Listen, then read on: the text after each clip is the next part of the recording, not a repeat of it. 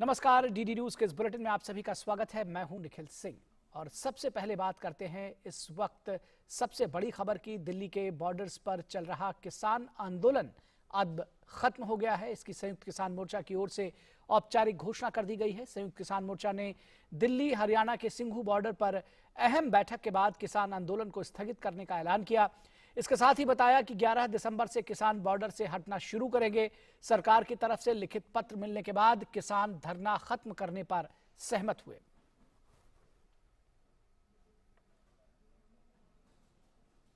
और संयुक्त किसान मोर्चा ने किसान आंदोलन स्थगित करने का ऐलान कर दिया है। संयुक्त किसान मोर्चा के सदस्य गुरनाम सिंह चढ़ूनी ने कहा कि संयुक्त किसान मोर्चा 15 जनवरी को समीक्षा बैठक करेगी।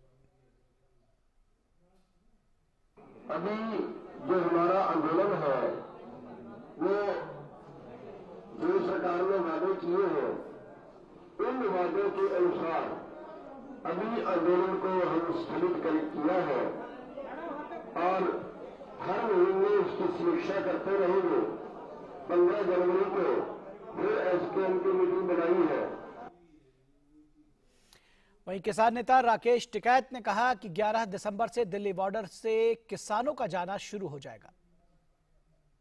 संयुक्त मोर्चा इकट्ठा यहां से जा रहा है, ये एक बड़ी चीज है। और 11 तारीख से जो बॉर्डर है हमारे हैं वे खाली होने शुरू हो जाएंगे 11 तारीख से। और उनको 2 दिन लगे, 3 दिन लगे, 4 दिन लगे, आज से भी बहुत लोग उसकी पैकिंग शुरू कर दी है।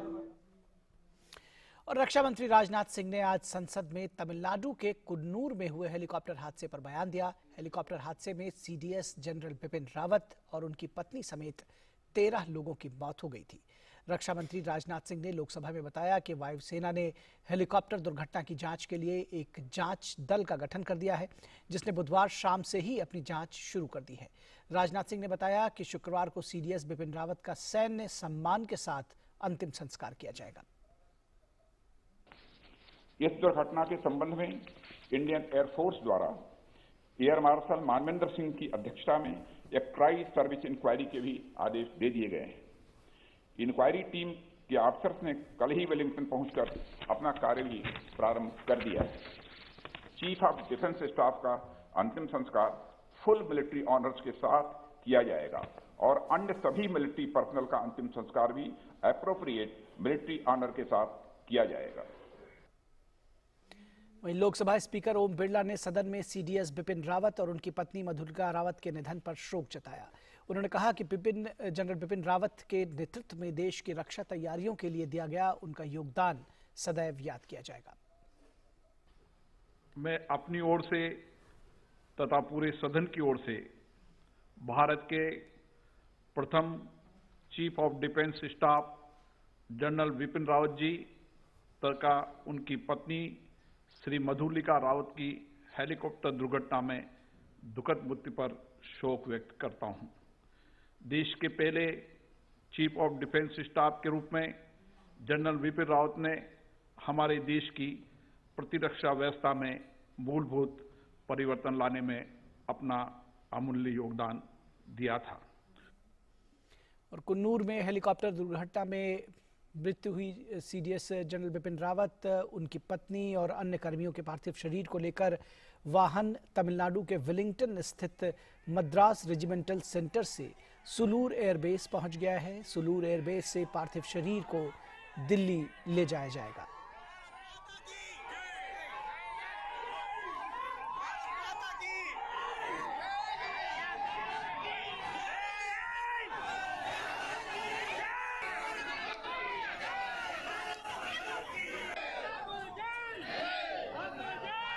ये तस्वीरें आप देख रहे हैं किस तरह से सड़क के दोनों किनारे पर खड़े हुए लोग अपने सैनिक नेतृत्व को अंतिम विदाई दे रहे हैं, अंतिम दर्शन दे रहे हैं और भारत माता की जय के नारों के साथ में बिपिन रावत याद रहेंगे, बिपिन रावत अमर रहें के नारों को गुंजायमान करते हुए तमाम सारे लोग निश्चित तौर पर बेहद भावुक क्षण है, ये गमगीन क्षण है। लोग बेहद दुखी हैं, भावुक हैं अपने सर्वोच्च सैन्य नेता के इस तरह से जाने पर। और ये जो भीड़ है इकट्ठा है ये स्वतः स्फूर्त है, किसी ने उनको बुलाया नहीं है, लेकिन हाथ में माला लेकर फूल बरसाते हुए इस वाहन पर आप देख सकते हैं ये अपने आप में सारी कहानी बयां करते हैं किस तरह से जनरल बिपिन रावत का जाना तमाम जो देशवासी हैं उनको शोक मग्न कर गया है। लोग शोकाकुल हैं, आहत हैं और कहीं न कहीं सदमे में भी है, इसलिए क्योंकि ये जो दुर्घटना हुई इसके बारे में किसी ने कभी सोचा भी नहीं था। और इससे पहले दिवंगत सीडीएस जनरल बिपिन रावत, उनकी पत्नी और 11 अन्य लोगों के पार्थिव शरीर को सेना के वेलिंगटन अस्पताल से मद्रास रेजिमेंटल सेंटर में रखा गया। यहां दिवंगत जनों के पार्थिव शरीर को अंतिम दर्शन के लिए रखा गया। वायुसेना प्रमुख विवेक राम चौधरी भी वेलिंगटन में मौजूद रहे। जानकारी के मुताबिक सीडीएस का पार्थिव शरीर और जिस तरह से आपने देखी अभी तस्वीरें, सुलूर एयरबेस से दिल्ली के लिए रवाना किया गया है। सीडीएस और उनकी पत्नी का अंतिम संस्कार कल यानी शुक्रवार को किया जाएगा।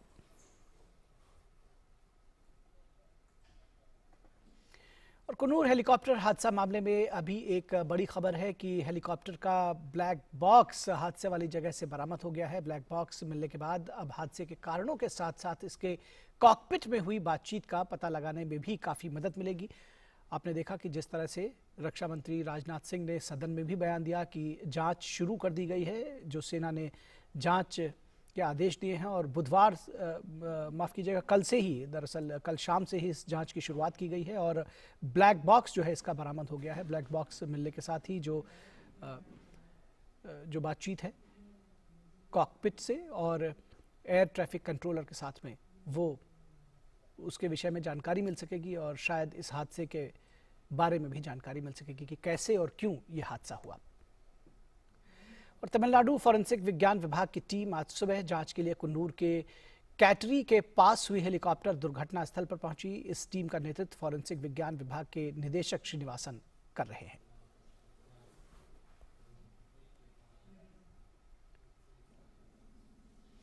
और उत्तराखंड विधानसभा के शीतकालीन सत्र के पहले दिन आज हेलीकॉप्टर दुर्घटना में सीडीएस जनरल बिपिन रावत के निधन पर सदन में शोक रखा गया, उन्हें श्रद्धांजलि दी गई। उत्तराखंड विधानसभा अध्यक्ष प्रेमचंद अग्रवाल, मुख्यमंत्री पुष्कर सिंह धामी, भाजपा के प्रदेश अध्यक्ष मदन कौशिक, वन मंत्री हरक सिंह रावत, उच्च शिक्षा मंत्री धन सिंह रावत, नेता प्रतिपक्ष प्रीतम सिंह सहित सत्ता पक्ष और विपक्ष के सभी विधायकों ने सदन की गैलरी में सीडीएस जनरल बिपिन रावत के चित्र पर पुष्प अर्पित कर अपनी श्रद्धासुमन अर्पित किए। इस मौके पर पूर्व मुख्यमंत्री त्रिवेंद्र सिंह रावत भी मौजूद थे। इससे पहले मुख्यमंत्री धामी, भाजपा के प्रदेश अध्यक्ष मदन कौशिक, कैबिनेट मंत्री डॉक्टर धन सिंह रावत और विधायक हरिवंश कपूर ने बलबीर रोड स्थित भाजपा कार्यालय में सीडीएस जनरल बिपिन रावत के चित्र पर पुष्पांजलि अर्पित कर उन्हें श्रद्धांजलि दी। निश्चित रूप से ऐसे सपूत जिन्होंने माँ भारती का और हमारे उत्तराखंड का गौरव बढ़ाने का काम किया, हमेशा उन्होंने संपूर्ण जीवन भर केवल और केवल माँ भारती की सेवा की, वो हमारे गौरव थे।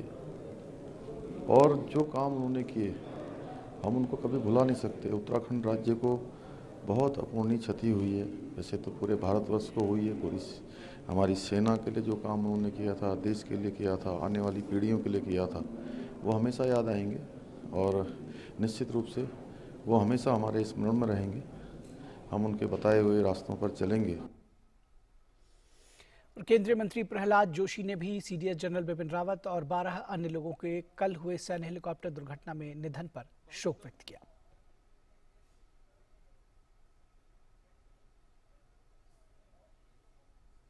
बहुत दुर्भाग्यपूर्ण घटना है। देश ने एक बहुत बड़े, अच्छे और एक्सीलेंट ऑफिसर को हमने खो गया है। और केंद्रीय अल्पसंख्यक मामलों के मंत्री मुख्तार अब्बास नकवी ने सीडीएस जनरल बिपिन रावत के निधन पर दुख व्यक्त किया। नकवी ने कहा कि राष्ट्र ने एक उत्कृष्ट अधिकारी खो दिया है और ये भारतीय सेना और राष्ट्र के लिए एक बहुत बड़ी क्षति है। देश की आंखें नम हैं वो इसलिए कि जिस तरह से जनरल रावत हमेशा देश की सुरक्षा, देश की सीमाओं की सुरक्षा, देश के लोगों की सुरक्षा के लिए हमेशा अग्रणी भूमिका निभाते रहे हैं। एक अग्रणी योद्धा की तरह काम करते रहे हैं। निश्चित तौर से एक बहुत बड़ा लॉस है, एक बहुत बड़ा नुकसान है, और उनके साथ जो और लोगों की दुर्भाग्यपूर्ण मृत्यु हुई है वो हम सब के लिए बहुत ही दुखद क्षण है, बहुत दुखदायी क्षण। तमिलनाडु के मुख्यमंत्री M.K. स्टालिन और राज्य के कई अन्य मंत्रियों ने नीलगिरी जिले के वेलिंगटन में मद्रास रेजिमेंटल सेंटर में कुन्नूर हेलीकॉप्टर दुर्घटना में दिवंगत हुए CDS जनरल बिपिन रावत, उनकी पत्नी और अन्य सैनिकों को श्रद्धा सुमन अर्पित किए।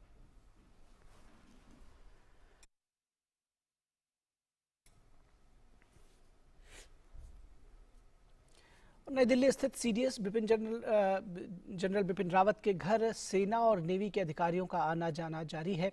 कल हादसे के बाद से ही कई अधिकारी CDS के घर पहुंच रहे थे।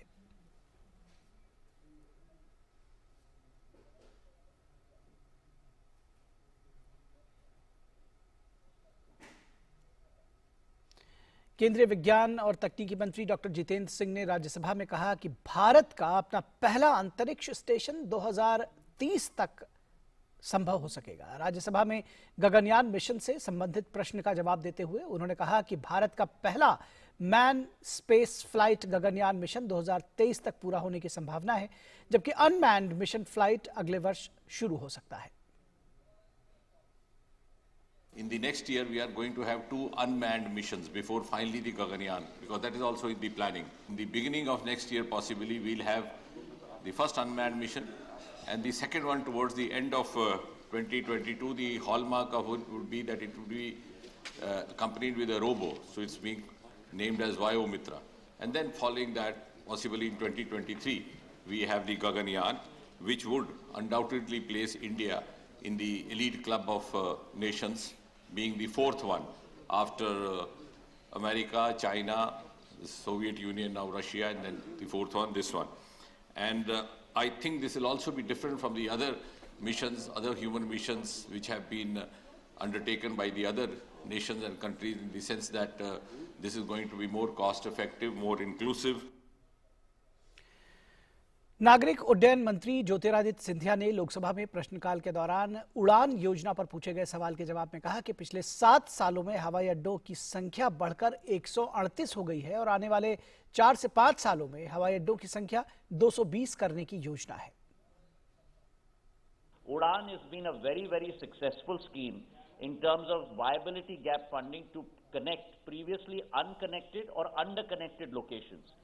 And under that scheme, not only have we provided connectivity between smaller cities and large metros, but we have also built 63 airports, heliports, and waterdromes. So our dream of making sure that we grow from the earlier 74 airports prior to 2014 to 138 airports that we are today. So we have almost doubled the number of airports within 7 years, sir. And along with that, we plan to grow to 220 in the next 4 to 5 years. So increasing that infrastructure is our imperative, and we will surely deliver on that. केंद्रीय पर्यावरण, one एवं जलवायु परिवर्तन मंत्री भूपेंद्र यादव ने राज्यसभा में प्रदूषण के विषय पर कहा कि हमने दिल्ली समेत NCR में PNG आधारित उद्योगों को बढ़ावा दिया है। दिल्ली का जो प्रदूषण है उसमें जो सबसे बड़े कारक है वो इंडस्ट्रियल है, वो कंस्ट्रक्शन का भी कारण है, वो व्हीकल पोल्यूशन का भी कारण है। और केंद्र सरकार के द्वारा दिल्ली में प्रदूषण के नियंत्रण की दृष्टि से पूरे NCR क्षेत्र में PNG पर आधारित इंडस्ट्री को बढ़ावा देने का काम किया है। दिल्ली के अंतर्गत भी हमने लक्ष्य को प्राप्त किया है। दिल्ली में जो वाहन पोल्यूशन है और बड़ी संख्या में जो कमर्शियल डीजल वाहन आते हैं, केंद्र सरकार के द्वारा ईस्टर्न एक्सप्रेस हाईवे और वेस्टर्न एक्सप्रेस हाईवे जो बनाया गया है, उसके अंतर्गत काफी संख्या में हमने वाहनों को भी डाइवर्ट करने का काम किया है। केंद्रीय इस्पात मंत्री रामचंद्र प्रसाद सिंह ने सार्वजनिक उपक्रमों के वरिष्ठ अधिकारियों के साथ कार्य समीक्षा बैठक की। उन्होंने अब तक किए गए कार्यों का ब्यौरा लिया। साथ ही मुख्य प्रबंधक निदेशकों को समय सीमा के अंदर निर्धारित लक्ष्य हासिल करने का निर्देश दिया। स्टील मिनिस्ट्री के अंतर्गत हमारे जितने भी CPSC हैं, PSUs हैं, उनका अब तक का कैपिटल एक्सपेंडिचर कितना हुआ है उसका हम लोगों ने आज मॉनिटरिंग किया। और अभी तक का जो अचीवमेंट है नवंबर तक का वो 43.6 है। अभी हमें 100% अचीव करने के लिए मार्च तक के लिए प्रत्येक महीने में कितना हर एक PSU को अचीव करना है, उसके लिए उनको कहा गया है। केंद्रीय मंत्री प्रहलाद सिंह पटेल ने बताया कि नगरीय क्षेत्रों से जो नदियों में गंदगी हो रही है उसको ठीक करने के लिए कोशिश की जा रही है। हमारे संवाददाता तपस भट्टाचार्य के साथ खास बातचीत में उन्होंने बताया कि यमुना की सफाई के लिए भी केंद्र सरकार ने राज्य सरकारों को पर्याप्त राशि दी है। मेरे साथ इस वक्त मौजूद हैं केंद्रीय मंत्री प्रहलाद सिंह पटेल। सर, 6-7 साल में हमने देखा कि आमूलचूल परिवर्तन देखने को मिला है, लेकिन आगे क्या क्या हम एक्सपेक्ट कर सकते हैं? 30,000 करोड़ लगभग उसमें खर्च करने की बात है। सवाल पैसे का नहीं है, सवाल है कि जो नमामि गंगे ने इतने बरसों से जो अध्ययन किया और उसी का परिणाम है कि हम उन चीज़ों को प्राथमिकता के आधार पर कहाँ से शुरुआत कर सकते हैं। दूसरी बात होती है कि जो नगरीय क्षेत्रों से गंदगी नदियों के भीतर जाती है उनको हम कैसे ठीक करें। STP प्लांट्स के लिए भी बड़ा पैसा भारत सरकार ने दिया है, लगभग 5,000 करोड़। फिर तीसरी बात आती है कि जो नगरीय निकाय हैं वो अपने जन संसाधनों के प्रति कितने सजग हैं, ये चीज़ें उन्हें देखनी पड़ेगी। जो चौथी बात आई है वो चौथी बात है कि डिसिल्टिंग करना है, अगर हमको अपने बांधों की उनकी कैपेसिटी को बरकरार रखना है तो वो सिर्फ डिसिल्टिंग नहीं होगी, बल्कि आगे जाकर हमारी रेत की रिक्वायरमेंट को पूरा करेगी, किले की रिक्वायरमेंट को करेगी, और साथ में उपजाऊ एक मिट्टी देती है वो पूरी की पूरी किले के साथ में, हम उसका उपयोग कर सकते हैं। और जो बात अटल जी के समय शुरू हुई थी, जो पहली बार कल हम सबके लिए सौभाग्य की बात है, और समिट का 6वां जो हमारा सागर सम्मेलन है ये हो रहा है, देश के लोग भी सुनेंगे और दुनिया के लोग भी जानेंगे कि हमने एक बड़ा काम शुरू किया है, वो 2 नदियों को जोड़ने का। ये सिर्फ 2 नदियों को जोड़ने का काम नहीं है। हमारे आदरणीय मंत्री भी ये बात कहते हैं कि आज उन्होंने संसद के भीतर भी कहा है कि एक युगांतरकारी घटना है, ये सिर्फ 2 नदियों को जोड़ने का काम नहीं है, एक इतना बड़ा आंदोलन की शुरुआत है। और मुझे लगता है कि जो कठिनाइयाँ रहती हैं सामान्यतः अंतर्राज्यीय किसी भी परियोजना में, उनके समाधान का ये एक बेहतर मॉडल होगा। दिल्ली के आसपास हमने देखा जैसे यमुना का ये जो प्रभाव है वो हमने देखा है कहीं ना कहीं एक इम्पैक्ट करता है, उसको लेके किस तरीके से आगे बढ़ा जा रहा है? राज्य सरकार को पर्याप्त मात्रा में STP प्लांट्स लगाने के लिए भारत सरकार ने पैसा दिया, लेकिन जो चीज़ें समय के पहले होनी चाहिए, समय पर होनी चाहिए, इन चीज़ों में तो विलम्ब होना नहीं चाहिए। अगर ये विलम्ब होते हैं तो ये गैर जिम्मेदारी का परिचायक है। और ये इम्पैक्ट असेसमेंट में मैंने अपनी बात भी कही है, और मैंने कहा है कि इम्पैक्ट सकारात्मक भी हो सकता है, नकारात्मक भी हो सकता है। सकारात्मक है तो हम उससे संबल दें, नकारात्मक है तो उसको दूर करने की कोशिश करें। मुझे लगता है ये नकारात्मक इम्पैक्ट है जिसके बारे में जरूर गंभीरता से विचार करना चाहिए। तो ये थे प्रहलाद सिंह पटेल जो बता रहे थे कि किस तरीके से यमुना को साफ करना कितना जरूरी है, खास तौर से कैमरा पर्सन अजय के साथ मैं तापस भट्टाचार्य, दूरदर्शन समाचार, दिल्ली। और IRS के 74वें बैच के प्रोबेशनर अधिकारियों ने आज भारत के मुख्य चुनाव आयुक्त सुशील चंद्र के साथ नई दिल्ली में मुलाकात की। इस मुलाकात के दौरान उन्होंने अधिकारियों को चुनाव आयोग की जिम्मेदारियों के बारे में बताया। सुशील चंद्रा ने इन अधिकारियों के साथ अपने 40 वर्षों के अनुभव को भी साझा किया। उन्होंने बताया कि चुनाव में पारदर्शिता लाने के लिए इन अधिकारियों का बड़ा रोल होता है, बड़ी भूमिका होती है, और इसके साथ ही उन्होंने कार्यकाल में किए गए बड़े बदलाव जैसे कि ब्लैक मनी पर लगाम लगाना, IT एप्लीकेशंस का चुनाव में महत्व और इसके सहित कई महत्वपूर्ण बिंदुओं के बारे में जानकारी दी। इन अधिकारियों ने भी कई सवाल किए जिस पर बड़ी सहजता से सुशील चंद्र ने उनके जवाब देकर उनका हौसला बढ़ाया। और कोरोना के खिलाफ सरकार की सख्त कदमों की मदद से बेहतर नतीजे सामने आ रहे हैं। स्वास्थ्य और परिवार कल्याण मंत्रालय के मुताबिक देश में पिछले 24 घंटों में कोरोना के 9,419 नए मामले सामने आए हैं। वहीं पिछले 24 घंटों में कोरोना के से 8,000 से अधिक लोग स्वस्थ हुए हैं, जिसके बाद देश में रिकवरी रेट बढ़कर 98.36% हो गया है। और देश में कोरोना के खिलाफ टीकाकरण अभियान तेज गति से जारी है। केंद्रीय स्वास्थ्य मंत्रालय के मुताबिक देश में अब तक 130 करोड़ 39 लाख से अधिक कोविड रोधी टीके लगाए जा चुके हैं। टीकाकरण अभियान के 327वें दिन 80 लाख से अधिक टीकों की खुराक दी गई। और दिल्ली के रोहिणी कोर्ट में आज सुबह धमाका होने के बाद कोर्ट परिसर में हंगामा मच गया। इसके बाद मौके पर दमकल की 6 गाड़ियां पहुंची। खबरों के मुताबिक हादसे में 2 लोग मामूली रूप से घायल हुए हैं और उन्हें इलाज के लिए पास के अस्पताल में भर्ती कराया गया है। पुलिस ने कोर्ट परिसर को खाली करा दिया है और गेट बंद कर दिए गए हैं। दिल्ली पुलिस की स्पेशल सेल ने जांच